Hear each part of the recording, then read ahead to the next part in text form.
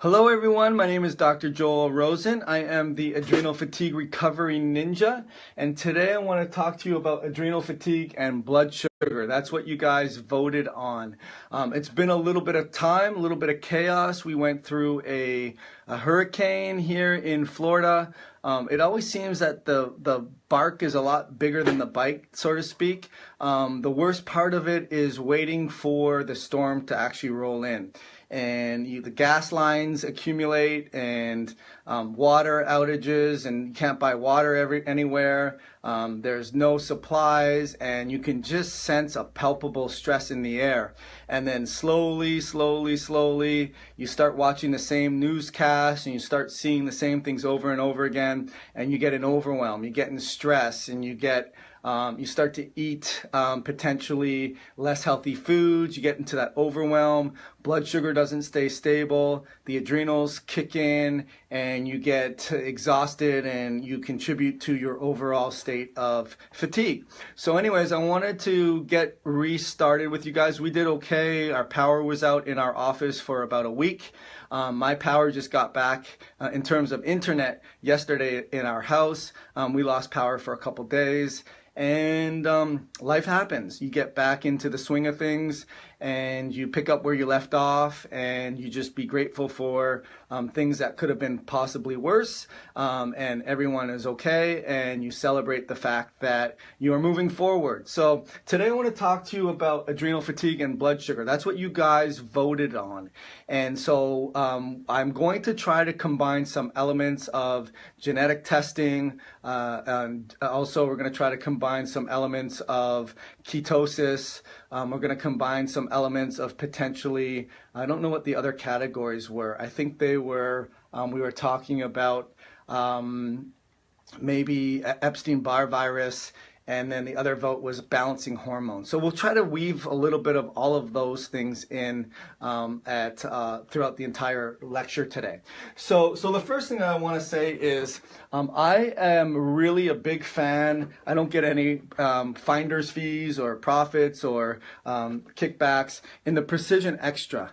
The Precision Extra is a glucometer that will do not just your glucose, but it will also do your ketones. So basically, when you take your blood sugar, you have these blue ones, and that will take your glucose levels, and then you have these purple ones, and that will take your ketones. And obviously you have to buy both, and they're not too super cheap, but it's worth the effort to try to figure out what's going on with your blood sugar, because a lot of you think that you have hypoglycemia in terms of feeling shaky, lightheaded, and jittery.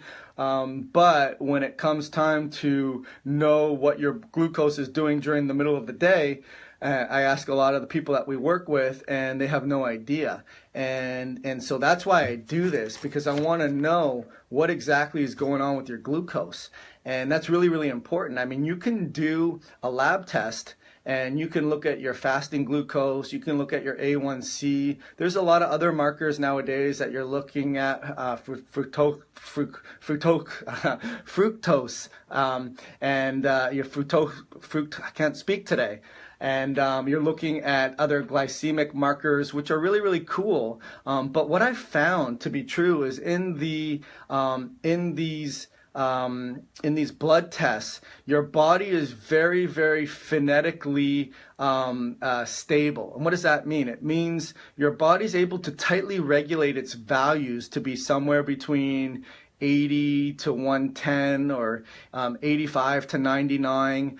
From a functional range, 85 to 99 is typically the ranges that we look at to say you're handling your glucose levels very well.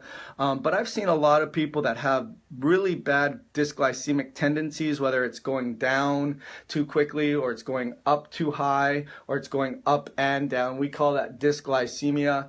And really, whether you have hypoglycemia or you have insulin resistance, you really have a continuum of both of those things, meaning you'll have times where your glucose levels shoot super high and they don't come down, or you'll have times where you haven't eaten, or your adrenals are fatigued and your glucose drops too low. But ultimately what happens is insulin is secreted in both of those instances, where when glucose goes high from a meal, insulin will be secreted to help get glucose out of the bloodstream and get it into the cell. When glucose goes too low, your adrenals will kick in and help break down glucose or break down stored glucose and get that into the bloodstream and help get glucose into the cells. But ultimately what will happen is insulin will dance around with cortisol to the point where it's not its complete opposite. Doesn't mean because when cortisol is high, insulin is low, or when insulin is low, cortisol is high. They have more of a dancing relationship where they sort of dance with each other, where when cortisol goes low, insulin can go high because of not we just ate a meal, but insulin is saying, hey, we got to get whatever last little drips of glucose out of the bloodstream and get it into the cells because we're going to fatigue here. And so you'll see sort of a relationship that dances back and forth between insulin and cortisol. And what ultimately happens is you get dysglycemia. You get your blood glucose going up and down, and to the point where we have desensitization, where the cells no longer listen to the messages that these hormones are signaling. So that's a huge thing that we see going on. But what I wanted to talk about, as you know, I like the fact that the Precision Extra can measure your glucose at different times of the day. So I like to get baselines. I like to know, hey, what are you when you first wake up, or 15 minutes after you wake up? What are your glucose levels? And what are you 15 minutes before you go to bed? What are your glucose levels? I don't like to try to do the ketone readings too soon, especially if there's a lot of inflammation, you have oxidative stress, you have brain fog, joint pains, you're not sleeping very well. It's going to be really hard to get into a ketogenic diet if you have a lot of inflammation and gut breakdown.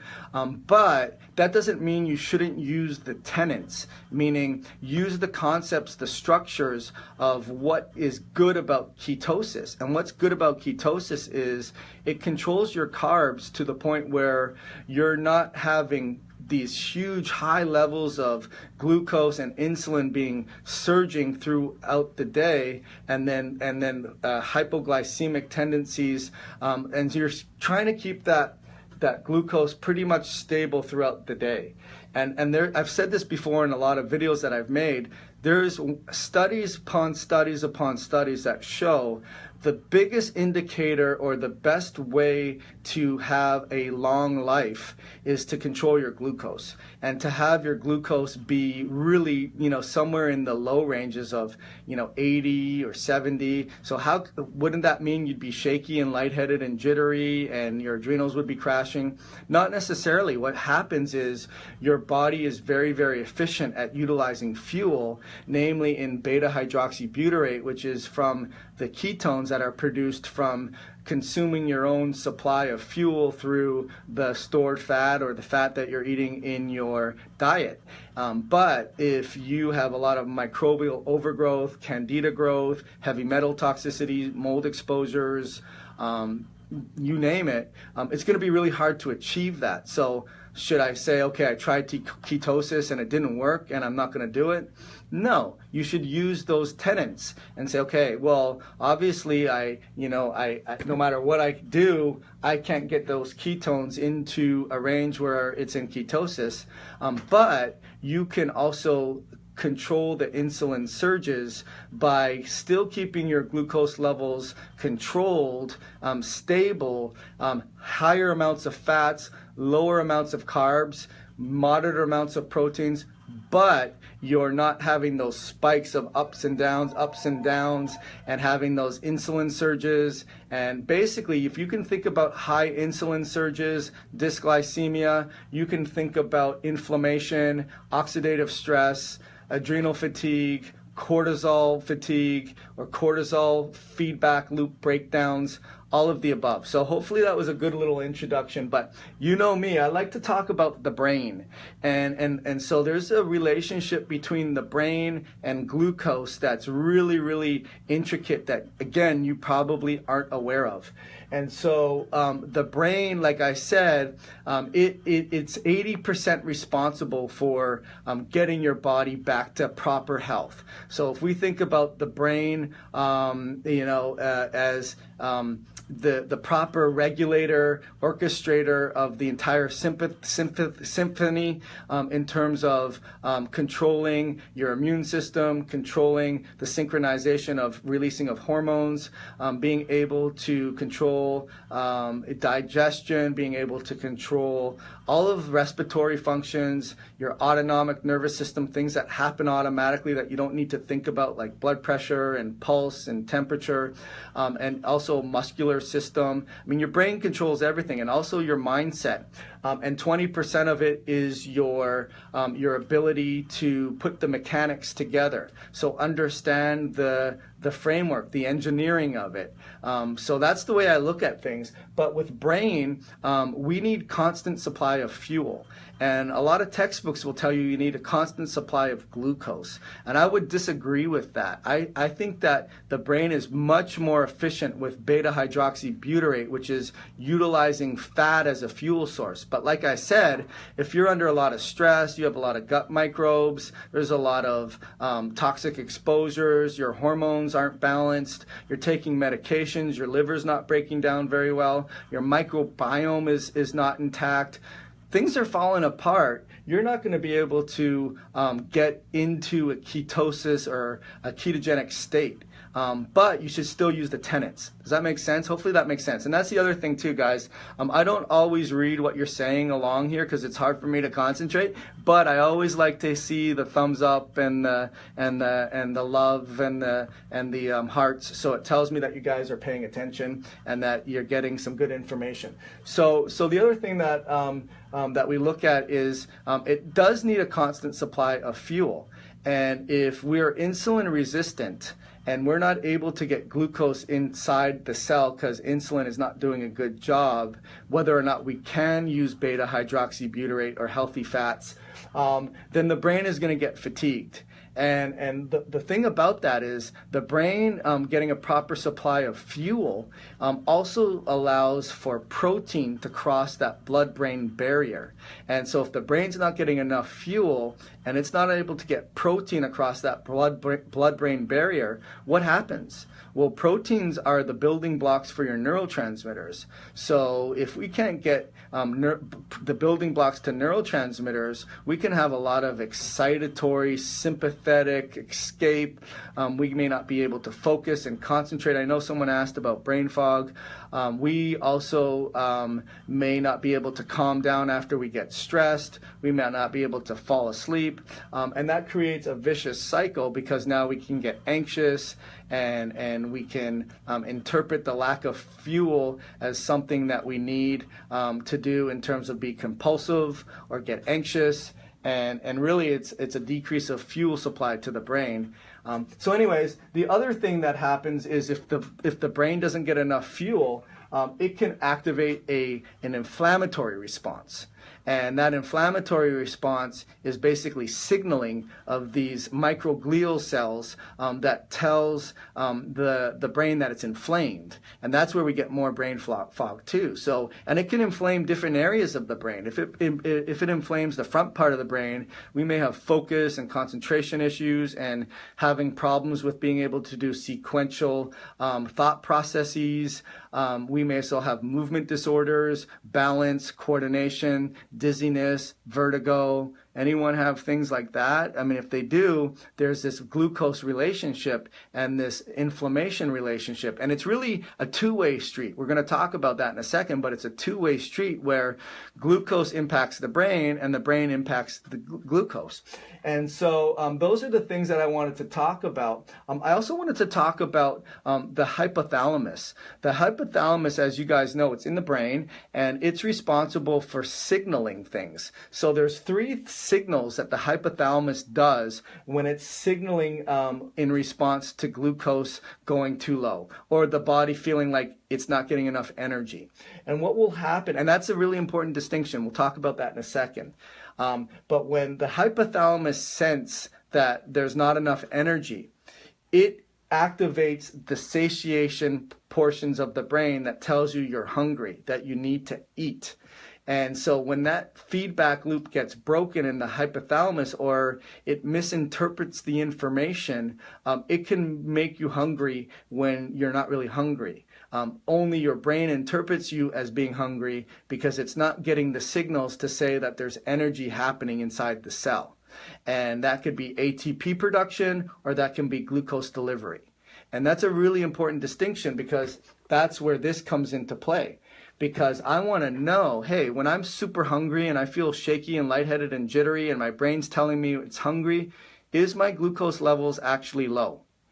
Really important to do, because it may not be. You may be getting a release of neurotransmitters, or you may be getting that hypothalamus telling your body you're hungry, but your glucose is actually fine.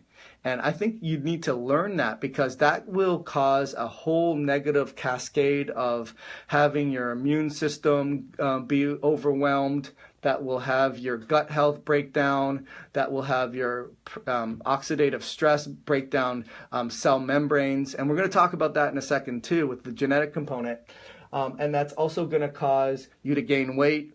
And it's also going to cause a further problem with insulin signaling the membranes to open up and allow glucose to get in, because they further get desensitized. Hopefully that makes sense to you.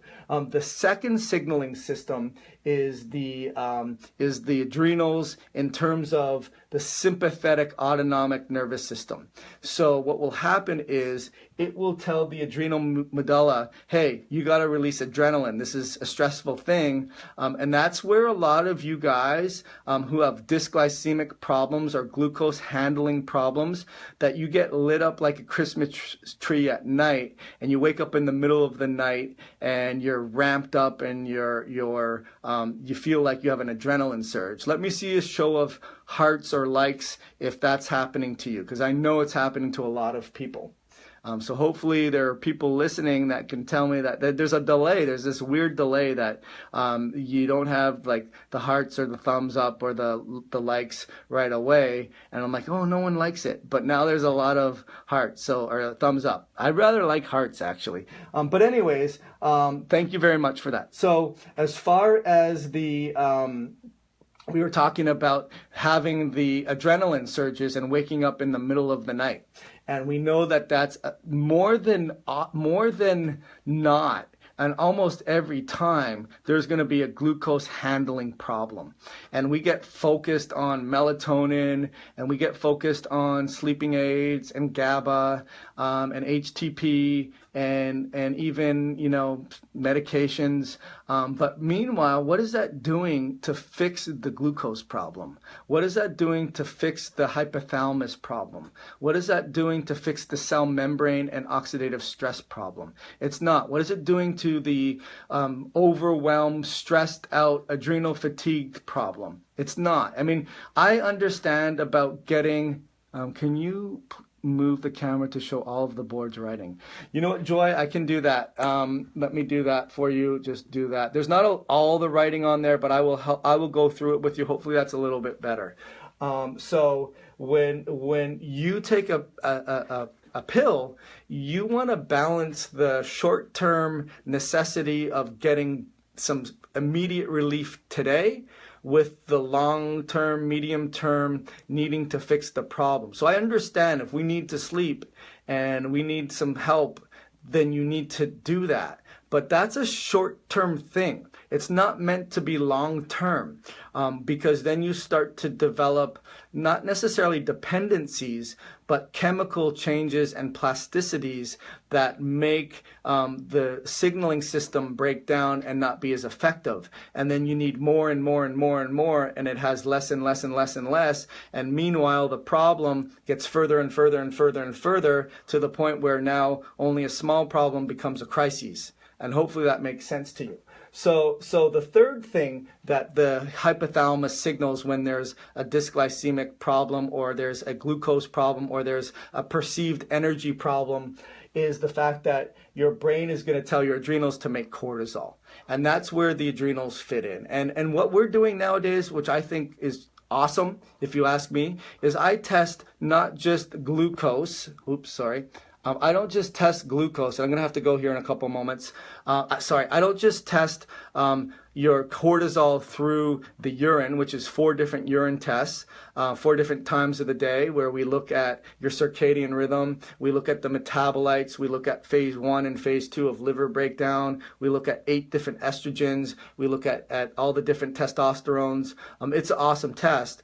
We also look at saliva samples at 4 different times of the day. I know a lot of you have done that, but if you don't look at the saliva samples as well as the urine samples, you're missing a lot of the big picture.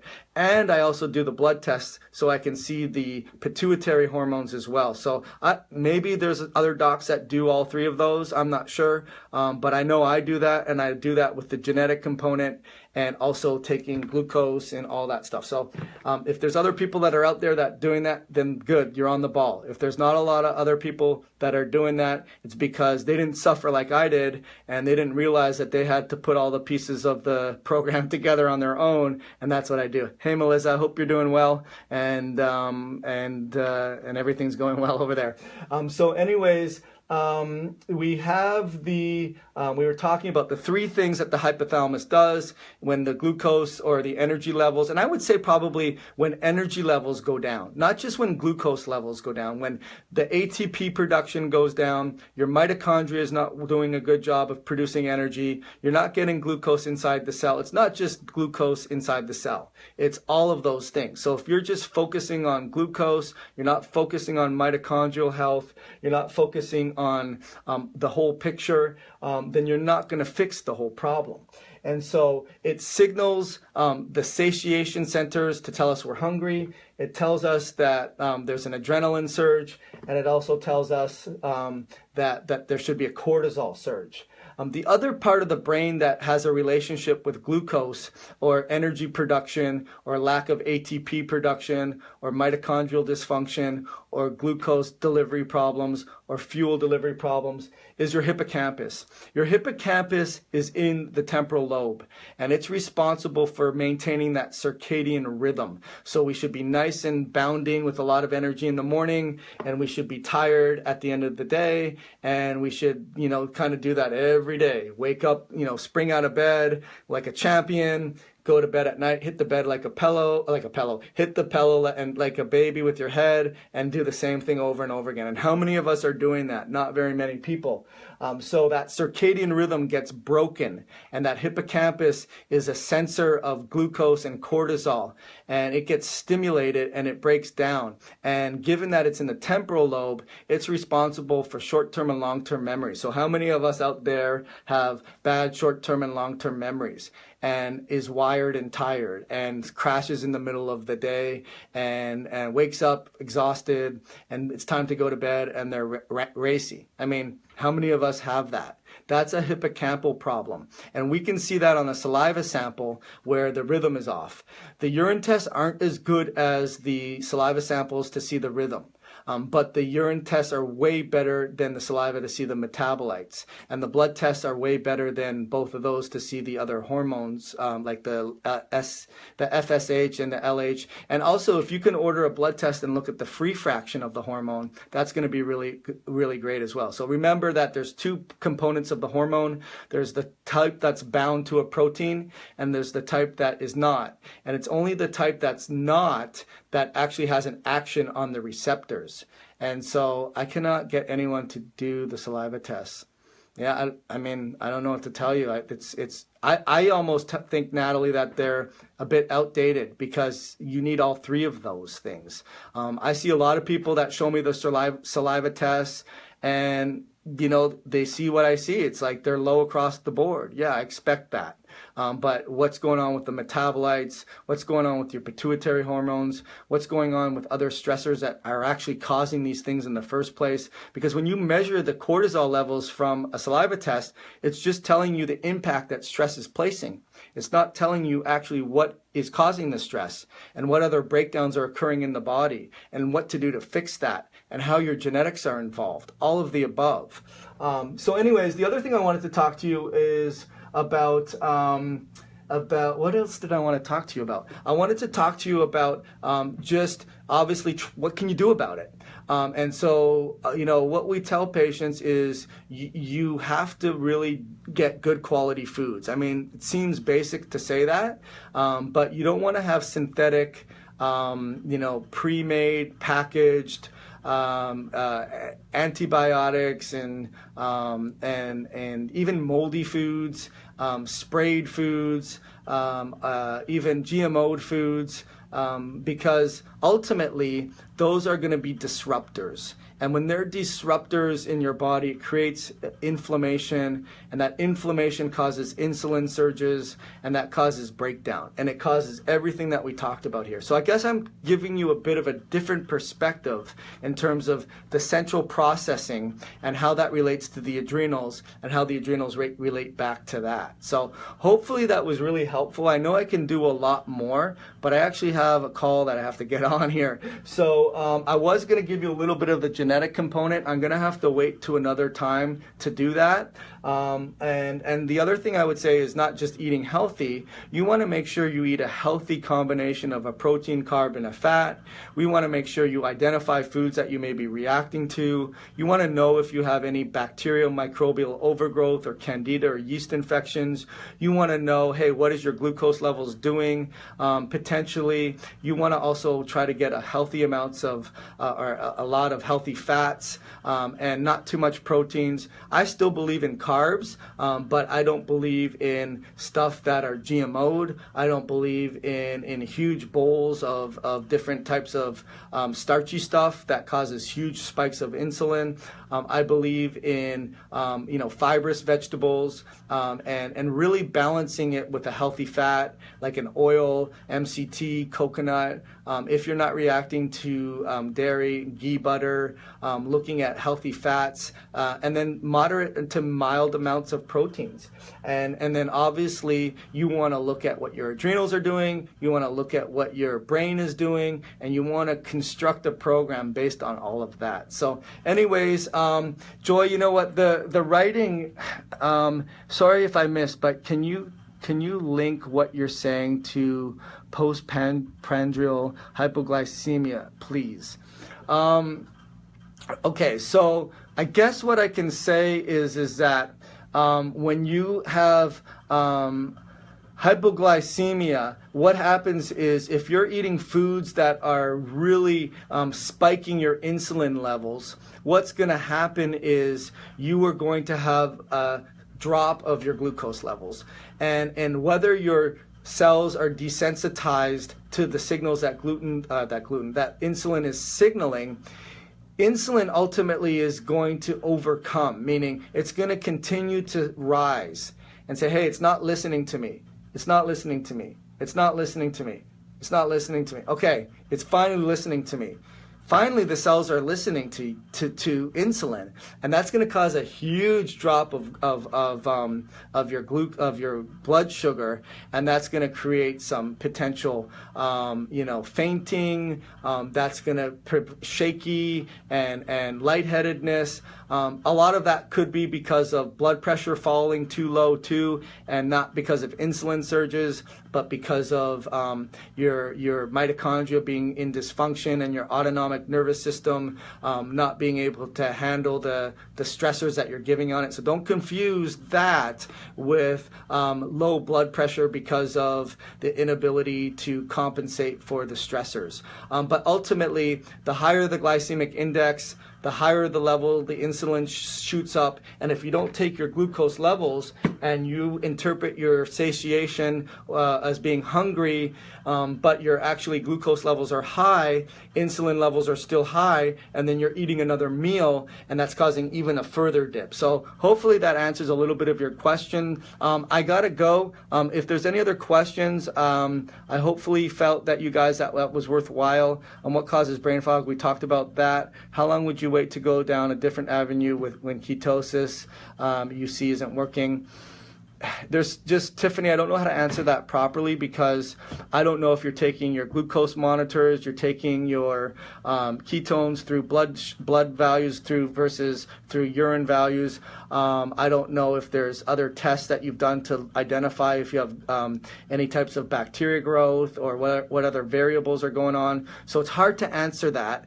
And besides which, I'm not married to the fact that if I'm not in ketosis, that I should abandon this protocol, because it still may be giving you those therapeutic benefits of reducing inflammation, also allowing your energy production to be stabilized, not having these spikes and being able to make energy more effectively. So I guess the better question would be, how long would you wait before, not necessarily going down a different avenue, but before accepting the fact that you may never get into ketosis?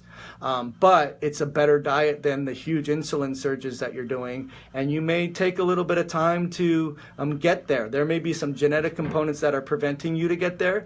But one thing I learned from Dr. Ben Lynch's last conference was no one diet is perfect for one person. And it takes that experimenting and understanding to figure that out. Hopefully that answered some of your question there, Tiffany. Can you please use we answered that one. Hey, Melissa, I hope you're doing well. Natalie, I can't get anyone. We talked about that as well. Gabriella, on ketosis, do the cells get ATP from fat and convert it into glucose for the brain? No, they use BHB or beta hydroxybutyrate as a fuel source, and just for energy. ATP is a different thing. That happens inside the mitochondria through oxidation, phosphorylation. It does need some fuel for that, but mostly needs oxygen, but it needs minerals and cofactors. So there's different ways that we make energy, but it doesn't ultimately convert from glucose if it's ketosis. I'm starting to study biology, and my professor told me brain only feeds from glucose. It's not true. They can be used from beta hydroxybutyrate as well. It's the preferential fuel is the glucose, but certainly it's not true. And you can direct them to Thomas Siegfried's metabolic cancer as a metabolic disease, if he wants to read that book, and I'm sure he's familiar with that.